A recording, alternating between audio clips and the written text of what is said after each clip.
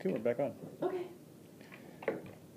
With regard to that, one of the criticisms that has come up, there was an education summit last fall, the News Press sponsored, and several educators were involved. And when it came to the issue of teacher preparation, the high schools, or the school district was saying, well, you're not preparing colleges, you're not preparing teachers who can teach our kids. And the colleges were saying, well, the kids that we're getting into college can't read, can't write, so there's this disconnect of how do you essentially prepare these people. I mean, do you have any thoughts or ideas you might want to share with regard to that preparation? Well, when I worked on my master's in ed administration in 2000, I got it in 2007. I have to say that personally I was really disappointed in not so much the caliber of work, but the fact that I thought a lot of what we were doing had nothing to do with principles, what would make a principal effective as a leader and a manager of people. And I've heard a lot about the undergraduate education that prepares teachers, and I think that's very similar too, that there's a disconnect between the pedagogy, the skills, the content knowledge that they're teaching in colleges and what teachers need to know when they get out. I think two things. First of all, I think in the schools we have to develop really good staff development programs. And I think the one thing that the state has done with respect to evaluating teachers, I think that's great, because I think now in the private sector, when you evaluate people, it's with the idea that you're going to improve their performance, that everybody's doing a decent job, but we want everybody to do better, and we want to promote people, and we want to create new opportunities for them. In education, it seems that people feel that a performance evaluation is a criticism, and it's an opportunity to take somebody out of the workplace. I think that we have to do a much better job of supporting our average and below average teachers. I don't think we can use performance appraisal as a way of taking people out of the system, because I don't think you have people to bring in to replace at a higher skill level. We really have to do a much more substantive job, backing up our people on the job.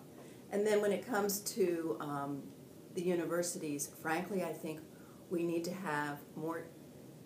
We do not need to have professional educators teaching teachers, because professional educators taught, many of them, it's my opinion, many of them taught at a different time, with a different demographic, with different expectations and accountabilities, and I think they're out of touch, and I think we need to move some people from the classrooms into the school. Good teachers, golden apple teachers, put them in the college classrooms, let them do tutorials or whatever, just off the cuff.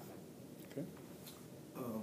Looking at, I guess, the entire educational system as components of teachers, yeah, unions, parents, students, is there anything you would do to that structure, I mean, the way it's currently constituted? For instance, is there any punishment for parents who are inattentive? Is there anything you would do differently to address problems that you see? I think we're all familiar with, the pay for performance, the merit, this. Yeah. Was there anything different that you would try that's novel, perhaps, to the system? Well, one of the things I would love to do, and this really doesn't answer your question directly, but a lot of people talk about how there are good things going on in the Lee County schools, and in fact there are, but they do a very poor job communicating what it is that they do well. They have a TV station on which they do nothing but play school board meetings. I have seen districts with TV stations that would have put the STEM Saturday, would have had high school students out interviewing participants in the STEM-tastic, would have had students out doing dancing classrooms, creating a documentary, creating documentaries about island coasts, closed circuit, agricultural program. I would put all of those things on television, because a lot of people, That's where a lot of people get their information about the schools. I think they should see what's exciting going on in the schools. I think that helps build community confidence in the schools, confidence that the schools are trying to do some things differently, that there is effective education going on. I think that's part of it. With respect to parents, I will say this. The data shows that regardless of a child's socioeconomic background, an effective teacher can make a huge difference in the quality of that child's educational life. An average teacher can have a positive impact. A poor teacher will have a negative impact. And that takes everything else out of the picture. And I think that's what schools have to focus on. I do think it is beneficial for the kids if you can involve the parents. One of the thoughts I had was, for example, the non-English speaking parents. If you could put on the Channel 99, if you could put somebody doing a parent-teacher conference in Spanish so that the Spanish-speaking parents could understand what the role was of a parent-teacher conference, know that they could come into the school and that there would be a translator to work with them, I think we would have a little bit more involvement from that community. I don't think they'd feel quite so. An invitation. We want to invite people in, and I think some of the things that we do in the schools don't invite. The fences don't invite people in. Some of the reception areas don't invite people in. So we have to think about how we invite those people in who are uncomfortable coming in. The people who don't want to come in, who have no interest in their children's education, I'm not sure there's anything we can do. All we can do for them is do for their kids and give their kids the best chance. Just a follow-up question on, you mentioned Spanish language. Mm-hmm. I understand that in the European classes, you start here with multiple languages. That's right. Here is almost like a hot button for second language. This is an English-speaking country. I know. But we're at a disadvantage. I would love to speak 3 languages, mm-hmm. you know, but and the cultural sensitivity that comes with it, yeah. Would you consider that kind of structural changes in curriculum too? Well, it's interesting that you bring that up, because at the last school board meeting, the district approved a pilot at Tice Elementary, and I don't know if you're familiar with it, and it's a dual language program that they are going to start this fall. And it will be dual language. At what level? Elementary, okay. Yep. And what they're going to do is, in the morning they get instruction in one language, in the afternoon they get instruction in another language. The next day the subject matter changes, so you're getting all of your subject content in 2 languages. Right. You're spending half of your day in one language, half of your day in another language. They have looked at results from I think there's one school district in Lee County that has had this program up and running for 3 years, and the results are really positive. Yeah, very exciting. So the district has decided to pilot this program in one elementary school, get their feet wet, see what's involved, and look at the outcomes and see whether it's something that makes sense district-wide, or at least in other schools. I saw a movie a little while ago called, it was a documentary, Waiting for Superman. Yeah, I haven't seen it. You haven't? I have read about, oh gosh, Jeffrey... Canada, thank you very much. I've read about all of his work. I'm very familiar with the content of the film. I just never had the opportunity to see it. What do you think of Jeffrey Canada's work? Oh, I think it's extraordinary. And I think that's what we need to do more of in this country.